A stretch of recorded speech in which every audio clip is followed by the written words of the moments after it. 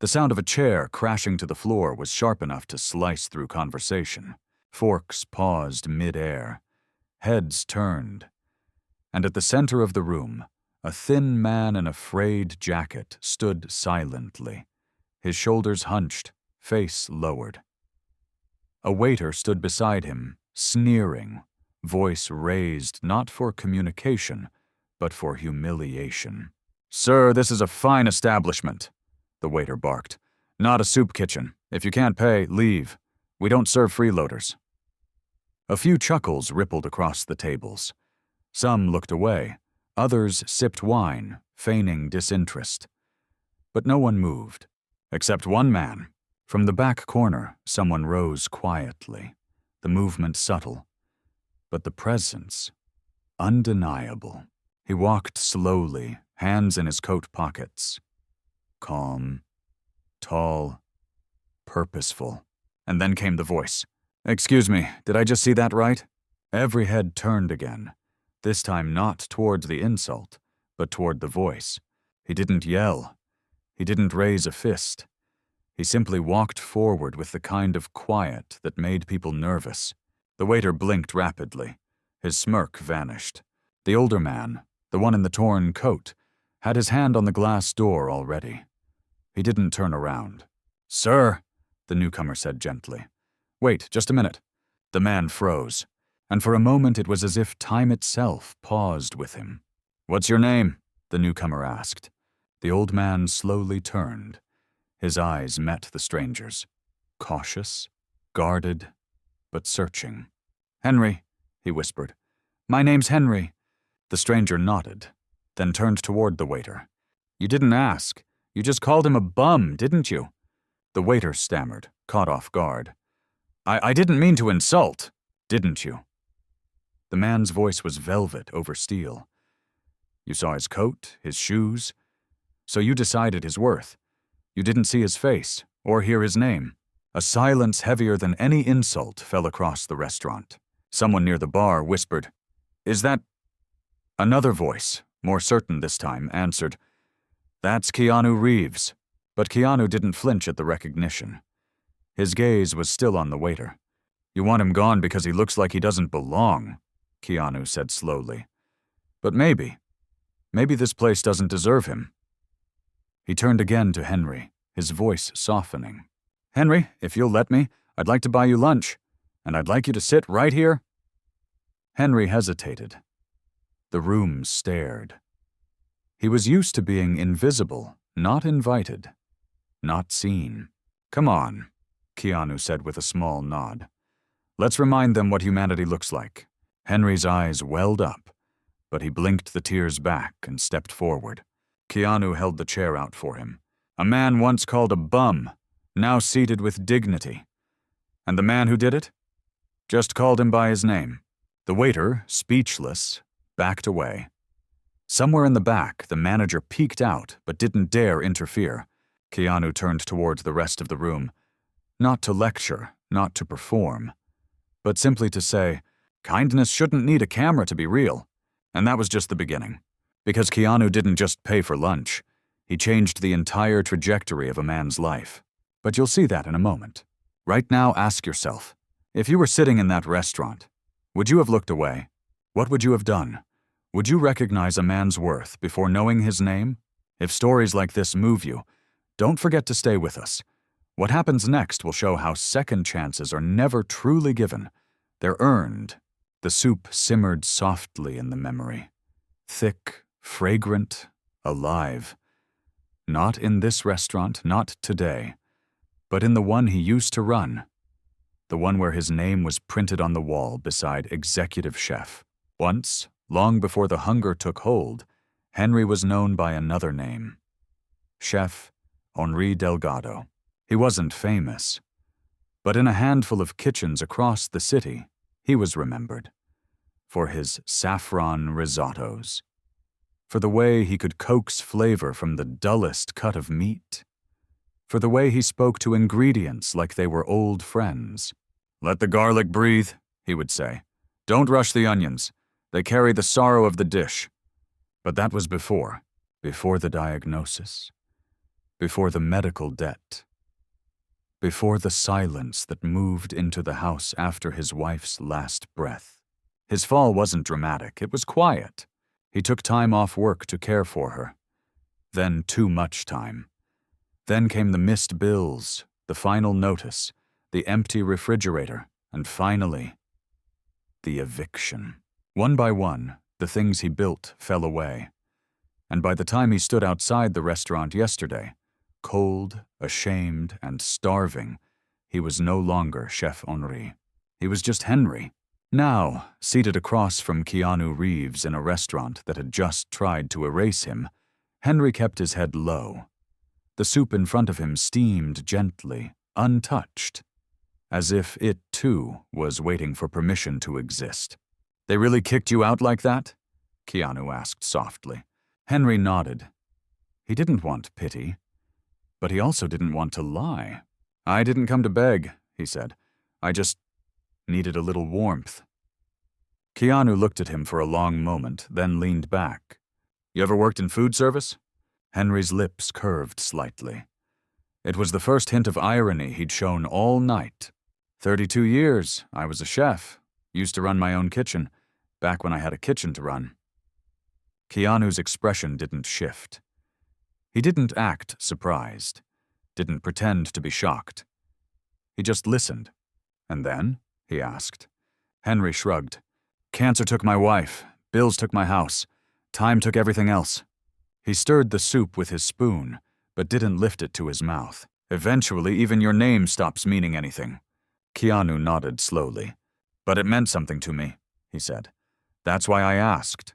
Across the room, the waiter stood frozen.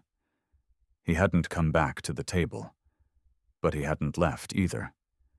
His fingers gripped the edge of the service counter as if it was the only thing keeping him from sinking into the floor. He hadn't recognized Henry. Why would he? To him, Henry was just another worn face, another outstretched hand. But watching now, the way Keanu spoke to him, not at him, not about him, was beginning to shift something inside the waiter's chest. A quiet shame. The kind that didn't leave bruises but stayed longer. Keanu broke the silence. "You know, I was on the street once, too. Slept on benches in LA when acting jobs didn't come. I remember what it felt like to be invisible." Henry looked up, eyes narrowing slightly. "You? With all that?" Keanu gave a small smile. "The world didn't always know my name. And even when it didn't always mean kindness." Henry chuckled, dry and cracked. "Funny. I used to say that same thing about butter." Keanu raised an eyebrow. "Butter? People think it's soft. But treat it wrong, it burns. Treat it right, and it makes everything better." For the first time, Keanu smiled wide. "You really are a chef?" Henry nodded. "I was. I don't know what I am now." Keanu leaned forward again, voice low and serious. "Hungry, tired, human. That's enough for today." Henry closed his eyes. No one had said it like that before, as if being human was enough. "Would you cook again?" Keanu asked. The question hung in the air. "I don't know if I remember how. Do you remember how to care?" Henry looked down at his hands. Chapped, dirty, still capable. "Yeah," he whispered. "I remember that." From the corner, a busboy peeked out. One of the younger staff, maybe 19. He watched quietly as Keanu stood and pulled out a card, pressing it into the waiter's hand. "Bring your manager out," Keanu said, calm but firm. "I have a suggestion." But whatever Keanu had in mind, it wasn't going to be just about food. Have you ever met someone who saw you, not your status? If you had that chance, would you pass it on? Stay with us. What happens next may restore your faith in what one moment of decency can really do. The restaurant manager didn't walk out. He rushed, his apron still dusted with flour, name tag crooked, eyes darting around like someone had just screamed, "Health inspector." But it wasn't that. It was worse. It was Keanu Reeves standing at table 9.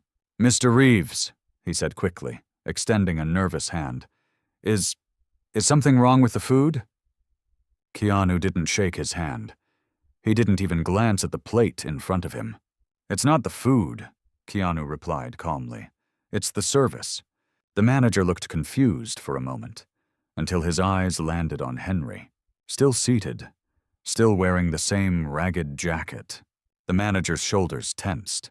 "Ah, I see. I apologize if our staff came across as strict. We have a policy, you understand." "Yes," Keanu interrupted. "I do understand. That's the problem." Henry looked down again. This was the part he hated. The way apologies always came too late, wrapped in plastic words like strict or misunderstanding. The manager chuckled awkwardly, turning toward the waiter, who had now approached like a child caught with stolen candy. "We'll handle this internally, of course. Training, reminders, that sort of thing." But Keanu didn't nod. "He doesn't need training," he said, voice sharp enough to slice through excuses. "He needs perspective." The waiter flushed. "Sir, I didn't mean—" "You didn't mean to treat a man like trash? Or you didn't mean for anyone to notice?" The words hung in the air like heat off a stove. Every table in the restaurant was listening now. No forks clinked, no wine poured. Even the jazz playlist had fallen awkwardly silent. The manager stepped forward, lowering his voice. "We deeply regret this experience, Mr. Reeves. Your meal will be on the house, and we'll ensure this never happens again." Keanu finally looked up. "I'm not asking for a discount." He pointed gently at Henry. "I'm asking you to give him something." The manager's eyes widened. "You mean a meal?" "No," Keanu said. "A position." There it was. The moment no one expected. Henry sat still, not breathing. "I don't need charity," he whispered. Keanu looked at him. "This isn't charity, it's a reset." The manager hesitated, calculating. "We don't normally hire without resumes. And there's protocol. Protocols can change," Keanu said. "Or do they only bend for people who walk in wearing $1,000 suits?" The room remained frozen. The manager glanced between Keanu and Henry, clearly trying to weigh the cost of disobedience against the opportunity of compliance. "He can trial in the back," he muttered. "Wash dishes. Temporary." Keanu didn't smile, but he nodded once. "That's a start." Henry's throat tightened. "Why are you doing this?" he asked. Keanu paused. "Because someone once did it for me. Because you deserve better than a door in your face. And because I heard the way you talked about butter." That last line made Henry laugh. Quietly, painfully, like the sound of something creaking back to life. The waiter stepped forward, face pale. "Mr. Reeves, I really didn't mean harm. I was just doing my job." "No," Keanu said simply. "You were doing what you've learned. And that's exactly the problem." The waiter looked down. "I'll learn from this," he said. Keanu didn't reply. Not right away. He just looked at the man. Not with anger, but with weight. "Then don't forget it." He turned back to Henry. "You good?" Henry nodded. The nod of a man unsure if he was dreaming. "I guess I better start remembering recipes." "Start by remembering who you are," Keanu said. And with that, he stood up, pulled a 20 from his pocket, and tucked it under the untouched plate. Not as payment, not as a tip, but as a message. He walked to the door slowly, coat over his shoulder, eyes calm. Before leaving, he turned once more to the restaurant. The same place where one man was almost erased, and another had just written him back in. "Kindness," Keanu said aloud, "isn't something you add when it's convenient. It's something you live by when no one's watching." And then he was gone. Henry remained seated, hands still trembling. But something inside him had steadied. Tomorrow he would return, not as a guest, but as a man with purpose. The next morning, the restaurant didn't remember the scene. It remembered the buzz. "Did you hear Keanu was here yesterday?" He left a tip and a life lesson. "I heard someone got fired," but no one mentioned Henry. He walked in through the side door, as instructed. Not as a guest, not even as a name. Just the new guy. Unannounced, unintroduced, and unwelcome. The manager greeted him with a tight nod. "You'll be assisting Dish Pit," Don't touch the food. Don't speak to the kitchen staff unless necessary. Henry simply nodded. He wasn't here to make noise. He was here to earn space. The back sink was already stacked with yesterday's sins. Grease-stained pans, sauce-splattered plates, knives that hadn't been wiped down. Henry pulled on the rubber gloves slowly, like an old soldier adjusting armor. "Start by remembering who you are," Keanu had said. But that was easy for Keanu to say. Keanu hadn't just spent 3 nights sleeping behind a grocery store dumpster, hoping no one would kick him in the ribs. By the 2nd hour, his fingers ached. By the 3rd, his shoulders burned. By the 4th, someone finally acknowledged him. Barely. A young cook, Matteo, glanced up from chopping onions. "You're the guy from yesterday?" Henry gave a half smile. "Guess so." Matteo didn't return it. "Don't take it personal. Cooks come and go. Most don't last a week." Henry didn't answer. He just kept scrubbing. By lunch rush, the heat in the kitchen was merciless. Orders were flying. The chef barked commands like a general under siege. Someone dropped a tray, glass shattered, swearing followed. Henry bent to pick up the shards, silently. No one thanked him. Not even the girl who had almost sliced her ankle. In the chaos, no one saw the tremble in his knees, or how he gripped the counter just to stay upright. But Henry never asked for help. Not when his wife was dying, not when he lost his apartment, and certainly not now. That night, he stayed behind after close. The other staff had clocked out, their laughter echoing down the alley. The manager had long since left. Henry was alone, with soap suds and silence. He cleaned the prep stations. He wiped down the cold steel counters. He even reorganized the spice rack, not because he was told to, but because it was wrong. Cumin didn't belong next to cinnamon, not in any decent kitchen. At 10:43 p.m., he stepped out into the cold with aching feet, an empty stomach, and a single word written on the time card. Trial. Not hired, not welcome, just trial. The 2nd day was no easier, but something small shifted.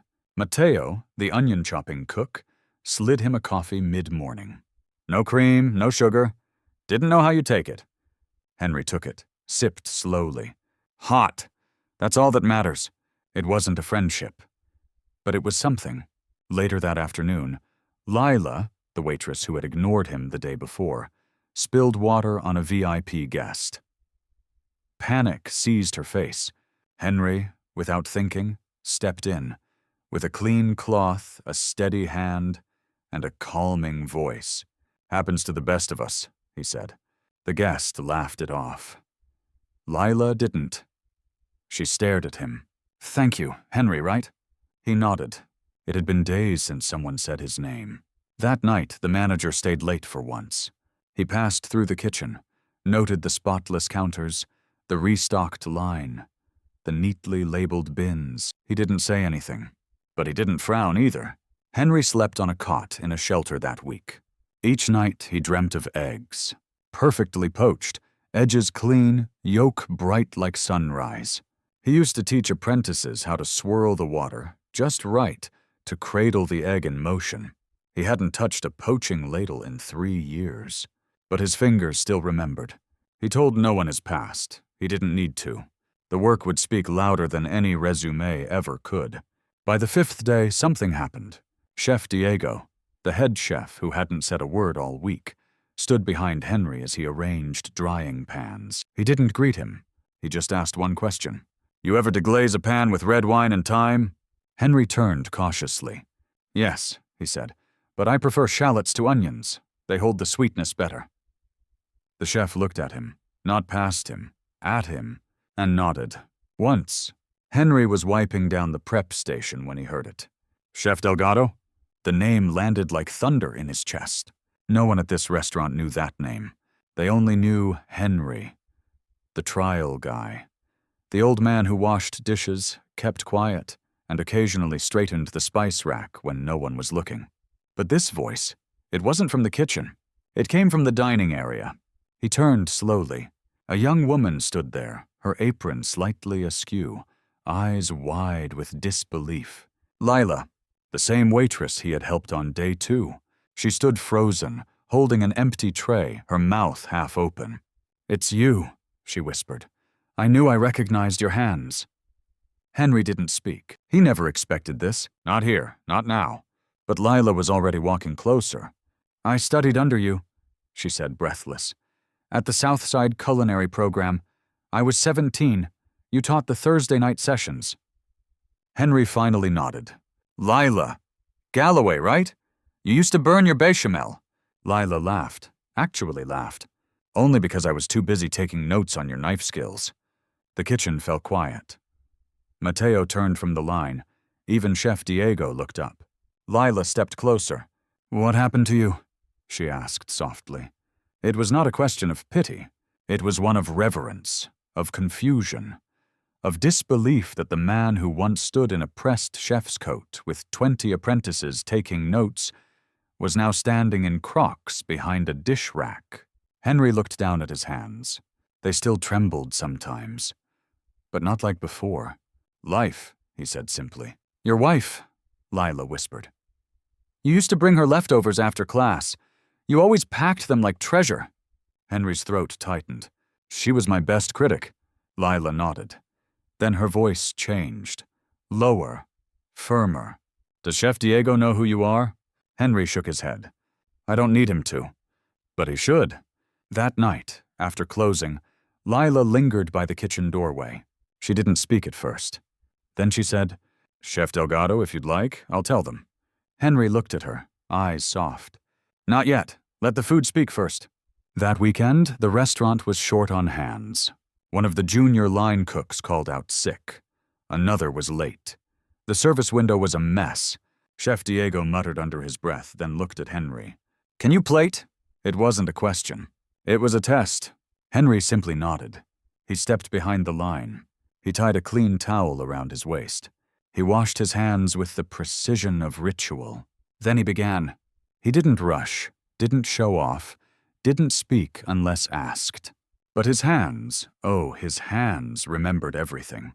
His garnishes were quiet elegance. His knife cuts were precise poetry. His touch on the plate was the kind that made other chefs stop mid-motion just to watch. Lila leaned into Mateo at the pass. "Now you understand?" she whispered. Mateo could only nod. By end of service, Henry had plated over 40 dishes. Not one returned. Not one smudged. Chef Diego, silent throughout, finally approached him as the last order was called. "Where did you train?" Henry looked him in the eye. "France, Lyon, and then Chicago. For 20 years. And then I disappeared." Chef Diego stared at him, not as a subordinate, not even as an employee, as a peer. A quiet handshake passed between them. Nothing more, nothing less. That night, Henry didn't go to the shelter. Lila had already arranged something different. A friend of hers, another former student, ran a small catering business and had a guest room. It wasn't luxury, but the bed was clean. The room smelled like lavender soap. There was a note on the nightstand. "You once gave me confidence when I had nothing. This is me passing it back." Henry sat on the edge of the bed for a long time, holding the note like it might disappear if he blinked too long. He thought of his wife, her voice, her laughter, her hands brushing flour off his shoulder. "They'll forget your name, Henri, but they'll remember your care." He never thought he'd hear his name again, but somehow it had found its way back. By Monday morning, the kitchen was humming again. But something had changed. Henry was no longer just the dish guy. He wasn't yet Chef Delgado either.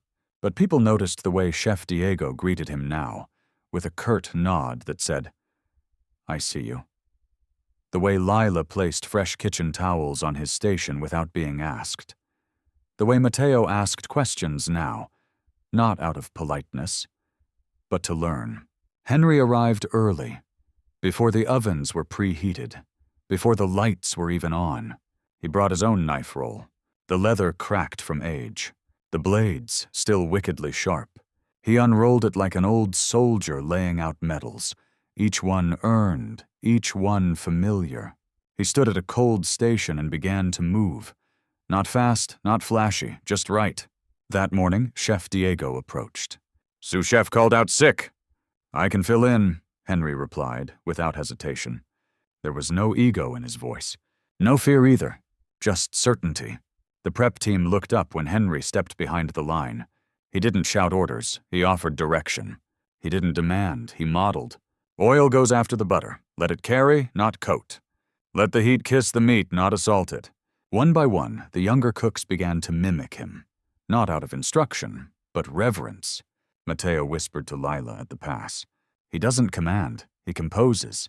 By mid-shift, the rhythm of the kitchen had changed. No panic, no shouting, just precision. Henry had become the metronome. Every action synced to his tempo. Even the air smelled different, like clarity. After service, Chef Diego didn't say much. He just handed Henry a clipboard. Inventory. If you're going to fill in, you'll do it right. Henry took it without blinking. Already planned to? That afternoon, Lila pulled Henry aside in the hallway. You know what people are saying? That I've outlived 3 days? No, she smiled. They're asking where you came from, who you were. Henry paused. Let them ask. Will you ever tell them? Henry turned to her, eyes steady. I don't need to. I just need to be it again. But something was still missing. One thing he hadn't touched since returning to a kitchen. Heat. Actual flame. Saute station, grill, fryer. The places where instinct takes over. Where you burn or become. Friday night, fully booked. 7:12 p.m. Grill cook slipped. Oil burn. Out for the rest of the night. Kitchen froze. Chef Diego looked across the line. At Henry. No words were needed. Henry nodded once. Moved to the fire. He adjusted the station. Reorganized the seasonings. Wiped the steel. Grabbed a pan. Brought it to heat. And then he closed his eyes. For 3 seconds, the room faded. He was back. Back in Lyon. Back in Chicago. Back in his own body. He cracked the eggs with one hand. He tossed the herbs without looking. He flipped the steak with that same flick Keanu had once used in John Wick. But real. This wasn't flair, it was fluency. The room shifted again. Servers slowed down, peeking in. Chef Diego stopped calling orders for half a beat just to watch. Even the manager, passing by, stood still at the door. At 8:24 p.m., a regular guest sent a note to the kitchen. Whoever is on grill tonight, keep them there forever. Henry smiled when Mateo read it aloud. But he didn't bask in it. He moved to the next dish. Still working. Still quiet. Later that night, as the kitchen wound down, Henry sat alone near the back exit, sipping cold coffee. Lila walked up with a small envelope. Chef Diego wanted me to give you this. Henry opened it. Inside, a staff badge. But this one didn't say trial, or dish, or even kitchen support. It said, Henry Delgado, line chef. Below that, a handwritten note. Earned in silence. Proven in fire. Diego. Henry stared at it for a long time. His fingers ran over the ink. Then, he placed the badge in his chest pocket. Right above the heart. That weekend, he returned to Southside Culinary, the school where he used to teach. He didn't walk in, just stood across the street. He watched a new class file in. Young faces, hungry eyes, nervous hands. He smiled, then turned and walked away. But he would be back, not as a ghost from the past, but as a mentor again, soon. Saturday evening, reservation book full. Wait times climbing. The kitchen was calm, too calm. Henry stood at the grill, wrist flicking with rhythm, timing every steak like a symphony. Mateo on prep. Lila at expo. Chef Diego watching, arms crossed, saying little but noticing everything. This was no longer trial. This was trust. At 7:48 p.m., the door chimed. The host greeted a walk-in. He wasn't dressed like a VIP. In fact, he looked average. Jeans, black t-shirt, baseball cap pulled low. But the staff stilled, because they knew that walk, that voice, that posture. Keanu Reeves had returned. The manager rushed from the office like a man trying to hide a scandal. Mr. Reeves, so good to see you again. Keanu smiled politely, removing his cap. Didn't come for attention, just hungry. Would you like your usual table? No, bar's fine. He sat alone, no entourage, no cameras. Just a man, a fork, and a quiet glance toward the kitchen. From behind the pass, Henry saw him. Their eyes met, only for a second. Keanu nodded once. Henry returned it. Nothing more. There was no fanfare, no hug, no speech. Just acknowledgement. A few feet away, the waiter, yes, that same waiter, stood stiff at the service station. He hadn't been fired. He had been moved. After everything, he was kept on, but no longer serving. Just clearing, bussing, watching. And tonight, fate made him cross paths with two men whose lives he'd tried to dismiss. Keanu's meal ticket came through. Lila picked it up, paused, then handed it to Henry. "He asked for you," she said, voice low. Henry blinked. "You sure?" She nodded. "Didn't even look at the menu, just said, 'Tell Henry to make me whatever he's proud of.'" Henry exhaled slowly. He looked at the flame, and he chose. 20 minutes later, the dish arrived. A perfectly grilled ribeye with shallot thyme reduction, truffled cauliflower puree, and a single poached egg on the side. Not traditional, not expected, but meaningful. It was a plate that told a story only Keanu would understand. Lila delivered it personally. Keanu looked up, surprised, but smiled when he saw what was on the plate. He remembered, he said softly. He didn't eat right away.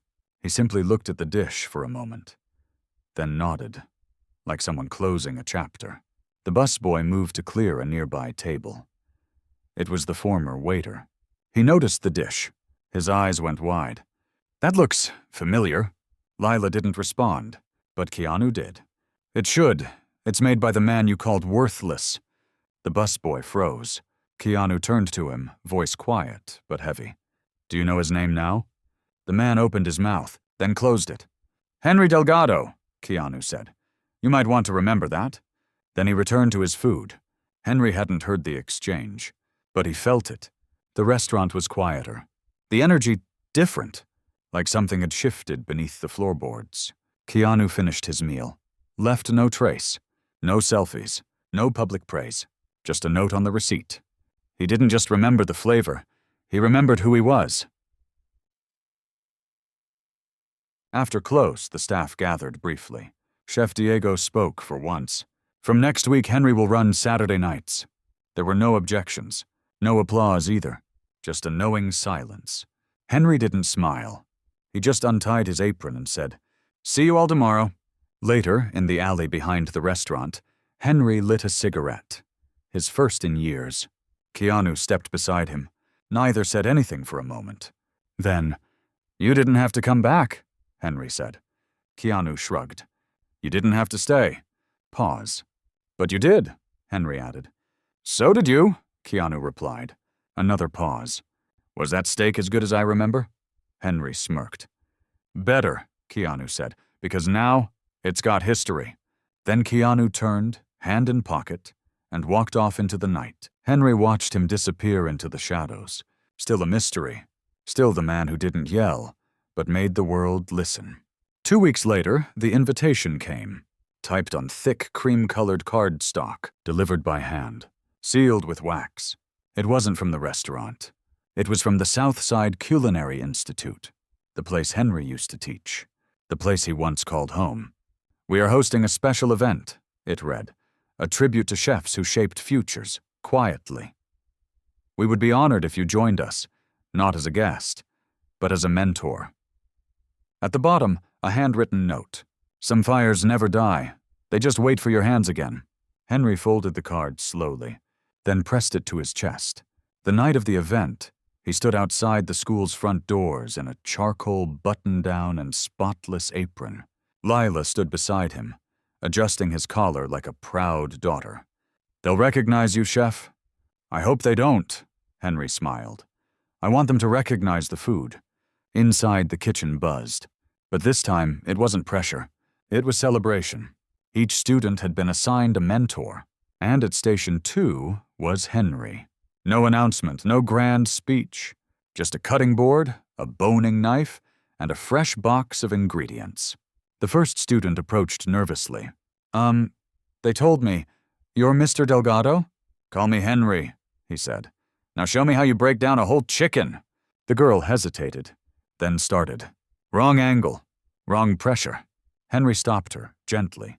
Let it glide, not force. The blade should follow the bone, like it knows the way. The girl tried again. Better. Henry nodded. Soon, students began to gather. Not assigned to him, just curious. Some recognized the voice. Some recognized the presence. All recognized the respect he gave each cut. Chef Diego, watching from across the room, smiled faintly. I knew it, he muttered. Then came the final dish. Each mentor would present one plate, something personal, something with story.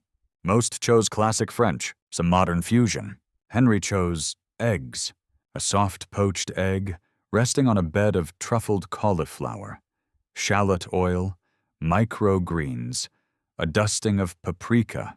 Simple, clean, and unmistakably his. The head of the institute stood to announce the mentors. Names were read, applause followed. Then, and finally, the man who taught many of us before we even knew we were learning, Chef Henry Delgado. The room stood, not out of ceremony, out of memory. Henry stepped forward. He didn't speak. He didn't bow. He just set the plate down on the white tablecloth, like placing a note on a pillow. One student whispered to another. He used to be a legend. The other whispered back. He still is. After the event, as the crowd thinned, Henry sat alone at a prep station. Knife wiped clean, apron folded. Then came the voice. Nice work, chef! He didn't need to turn. Keanu Reeves was leaning against the doorframe, arms crossed. Still casual, still invisible to most. You always show up at the end? Henry asked. Only when it's worth it. Keanu stepped closer, set something on the table. A business card. The Shelter Foundation, Culinary Renewal Program. We fund restaurant training for the homeless. Quietly. They need instructors, Keanu said, and heart. Henry picked up the card. You behind this? Let's just say I light fires, Keanu smirked. And walk away? Sometimes. But not this time. Henry looked at the card, then at his own hands. He thought of every pan he'd scrubbed, every time he wanted to quit, every dish he plated when no one was watching. I'll do it, he said. Not for me, for the next me. Keanu smiled. You're not just a chef, Henry. You're a second stove. Henry blinked. What does that mean? Keanu turned to leave. When the first one goes out, someone needs to keep the fire going. And then, just like always, he disappeared into the shadows. But this time, Henry didn't just watch him go. He stood up, walked to the window, and saw the world clearly for the first time in years. Not through fog, not through failure, but through flame. His flame, still burning, and now lighting someone else's way.